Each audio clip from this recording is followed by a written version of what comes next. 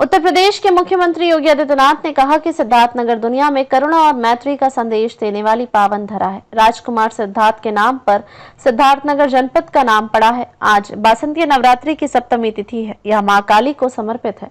सनातन धर्म की परंपरा तमसो मां ज्योतिर्गमय से प्रारंभ होती है। आज जीवन का अंधकार मिटाने के लिए महाकाली की आराधना की तिथि है। इस अवसर पर भारत भारी डुमरियागंज में गुरु गोरक्षनाथ ज्ञान स्थली का लोकार्पण कार्यक्रम संपन्न हो रहा है। मुख्यमंत्री योगी आदित्यनाथ ने आज जनपद सिद्धार्थनगर की नगर पंचायत भारत भारी के वृंदावन में गुरु गोरक्षनाथ ज्ञान स्थली विद्यालय का उद्घाटन करने के उपरांत आयोजित कार्यक्रम में अपने विचार व्यक्त कर रहे थे। इस अवसर पर उन्होंने गुरु गोरक्षनाथ की मूर्ति का अनावरण किया। मुख्यमंत्री ने सभी को श्री रामनवमी और नवरात्रि की बधाई दी। मुख्यमंत्री ने कहा कि भारत की परंपरा ने सदैव से ज्ञान की आराधना की है। भारतीय मनीषा ने यह कहा है कि आ नो भद्रा कृत्यो यंतु विश्वतः, अर्थात ज्ञान के आने के लिए सभी ओर से द्वार खुले रखो। जहां से भी ज्ञान आप तक पहुंचे उसका स्वागत किया जाना चाहिए। ज्ञान ही जीवन में प्रगति के मार्ग प्रशस्त करता है। श्रीमद् भगवद गीता भी यह कहती है कि ना ही ज्ञानेन सदृशम पवित्रमिह विद्यते, अर्थात जीवन में किसी को ज्ञानवान बनाने से बढ़कर कुछ भी पवित्र नहीं हो सकता है। मुख्यमंत्री ने कहा कि हमारे पूर्वज हमेशा यही मानते थे कि शिक्षा के लिए जितना भी कार्य किया जाए वह कम है। हमारा भी यह मानना है कि शिक्षा में किए जाने वाले कोई भी निवेश व्यर्थ नहीं जाता, वह हमारे जीवन को आगे बढ़ाने में ही अपना योगदान देगा। प्रधानमंत्री नरेंद्र मोदी के नेतृत्व में शिक्षा, स्वास्थ्य, रोजगार और निवेश सहित जीवन के प्रत्येक क्षेत्र में हमें व्यापक परिवर्तन देखने को मिले हैं। आपने पिछले 10 वर्षों में बदलते हुए भारत को देखा है। विरासत और विकास में समन्वय से देश एक नए रूप में आगे बढ़ा है। यह भारत दुनिया के पीछे नहीं चलता, बल्कि भारत अपने पुरुषार्थ से दुनिया को अपने पीछे चलने के लिए मजबूर कर रहा है। नए भारत को सभी लोग कौतूहल से देख रहे हैं। मुख्यमंत्री ने कहा कि कभी भारत के सामने पहचान का संकट था, आज हमें एक नए भारत के दर्शन हो रहे हैं। यह भारत एक भी है और श्रेष्ठ भी है। यह दुनिया की 5वीं सबसे बड़ी अर्थव्यवस्था बन चुका है। आने वाले 2 वर्षों में भारत दुनिया की 3री बड़ी अर्थव्यवस्था बनेगा, इसमें हमें कोई संदेह नहीं है। मुख्यमंत्री ने कहा कि जब पूरा देश अपने नेतृत्व के साथ खड़े होकर एक स्वर में बोलता है तो 500 वर्षों की दास्ता की बेड़ियां टूटती हैं और अयोध्या में श्री राम जन्मभूमि मंदिर भव्य स्वरूप लेता हुआ दिखाई देता है। जब पूरा देश अपनी विरासत पर गौरव की अनुभूति करता है तो महाकुंभ प्रयागराज में देश और दुनिया के 66 करोड़ से अधिक श्रद्धालु आकर भारत के सनातन धर्म की ताकत को दुनिया के सामने प्रस्तुत करने में सफल होते हैं। इस नए भारत ने अपने सामर्थ्य, सौहार्द और सद्भाव की ताकत का एहसास भी कराया है। भारत ने दुनिया को यह भी संदेश दिया है कि बल, बुद्धि और वैभव में भले ही हम कितने भी मजबूत क्यों ना हो, लेकिन हम बलपूर्वक किसी पर आधिपत्य स्थापित नहीं करेंगे और ना ही आधिपत्य स्वीकार करेंगे। मुख्यमंत्री ने कहा कि इतिहास साक्षी है कि किसी भी कालखंड में भारत ने तलवार के बल पर किसी पर शासन नहीं किया। माता सीता को ढूंढते हुए भगवान श्री राम ने अपनी सेना के साथ लंका पर चढ़ाई की और विजय प्राप्त की, लेकिन श्री राम ने लंका के राज्य पर विभीषण का अभिषेक किया, स्वयं वहां नहीं रुके। लक्ष्मण जी ने भगवान श्री राम से लंका में रुकने के लिए कहा, लेकिन भगवान श्री राम ने कहा कि अपि स्वर्णमयी लंका नामे लक्ष्मण रोचते जननी जन्मभूमि स्वर्गादपि गरीयसी, अर्थात हे लक्ष्मण, यह लंका कितनी भी वैभवशाली क्यों ना हो, लेकिन यह मेरे लिए रुचिकर नहीं है।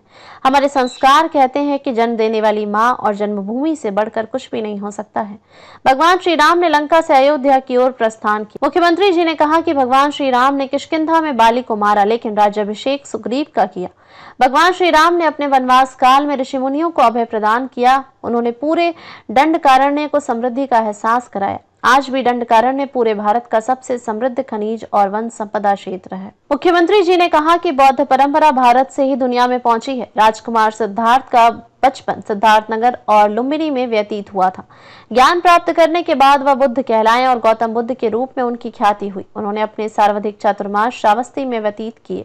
संन्यास प्राप्त करने के बाद वह कुछ समय के लिए लुम्बिनी आया और यहाँ की व्यवस्थाओं को देखा। उनके अनुयायियों ने दुनिया में बौद्ध धर्म के करुणा और मैत्री के संदेश का प्रचार प्रसार किया तथा उन्हें सभ्यता और शिष्टाचार सिखाया। आज भी जापान, कोरिया और लाओस सहित अनेक बड़े देश बौद्ध देश के रूप में दुनिया में अपनी पहचान रखते हैं और महात्मा बुद्ध के प्रति समर्पण का भाव रखते हैं। महात्मा बुद्ध ने भी तलवार के बल पर नहीं बल्कि भारत के ज्ञान की परंपरा के बल पर दुनिया को अपनी ओर आकर्षित किया और उन्हें अपना अनुयायी बनाया। मुख्यमंत्री जी ने कहा कि भारत के ज्ञान की समृद्ध परंपरा के साथ जुड़ने का सौभाग्य हमें प्राप्त हुआ है। जब विरासत और विकास का बेहतर समन्वय होगा तो हमारा जीवन कल्याणकारी होगा। भारत ने इसी कल्याण के मार्गों को प्रशस्त किया है। वर्ष 2014 के बाद एक बदले हुए परिवेश में प्रधानमंत्री जी ने विरासत और विकास के बेहतर समन्वय के माध्यम से जब भारत को आगे बढ़ाना प्रारंभ किया तो अयोध्या में श्री राम मंदिर का निर्माण भी हुआ।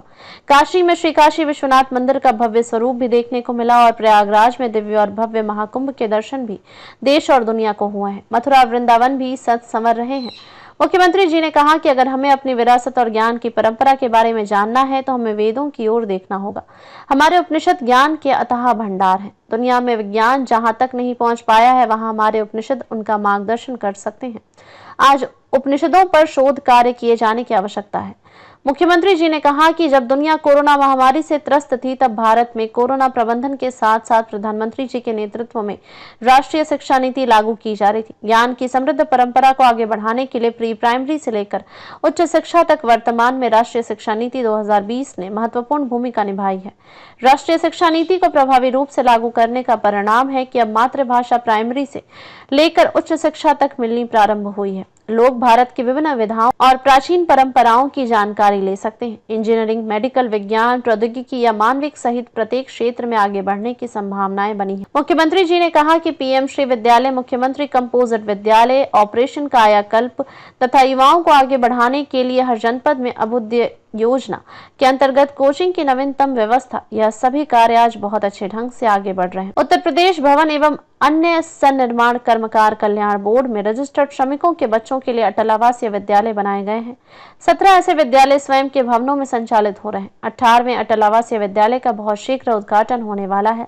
57 जनपदों में मुख्यमंत्री कंपोजिट विद्यालय, जिनमें से एक ही इंटीग्रेटेड कैंपस में नर्सरी से लेकर 12वीं तक की शिक्षा दिए जाने की दिशा में सरकार प्रभावी रूप से आगे बढ़ रही है। कस्तूरबा गांधी बालिका विद्यालयों को अपग्रेड करने का कार्य किया गया है। मुख्यमंत्री जी ने कहा कि शिक्षा के क्षेत्र में निजी निवेश करते हुए श्री राघवेंद्र प्रताप सिंह, श्री प्रवीण पांडे, श्री प्रदीप सिंह और श्री आकाश सिंह ने साथ मिलकर गुरु गोरक्षनाथ ज्ञानस्थली विद्यालय का शुभारंभ भारत भारी में किया है। विद्यालय राष्ट्रीयता से ओतप्रोत, अपने संस्कारों से जुड़ा और अपनी मातृभूमि की परंपरा का पालन करने वाला होना चाहिए। इनमें भाषा का विभेद न हो और इनमें अपनी संस्कृति से विचलन नहीं होना चाहिए। इस भाव के साथ हमें आगे बढ़ने के लिए तैयार होना है। 150 छात्रों द्वारा यहाँ अपना पंजीकरण भी करा लिया है। भारत और भारतीयता के प्रतीक भारत भारी की परंपरा के अनुरूप बासंतीय नवरात्रि के अवसर पर प्रारंभ हो रहा शिक्षा की यह केंद्र इस पूरे क्षेत्र को आलोकित करने का कार्य करेगा।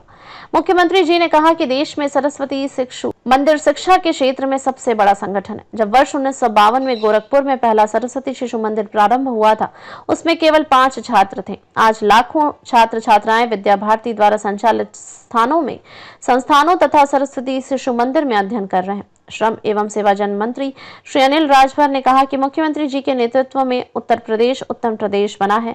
उनकी प्राथमिकता है कि सभी को शिक्षा मिले। ऑपरेशन कायाकल्प के अंतर्गत परिषदीय विद्यालयों में सुविधाएं उपलब्ध कराई गई हैं। इनमें स्मार्ट क्लास भी चल रही हैं। इस अवसर पर जनप्रतिनिधिगण, शासन प्रशासन के वरिष्ठ अधिकारी, शिक्षक तथा विद्यार्थी उपस्थित थे।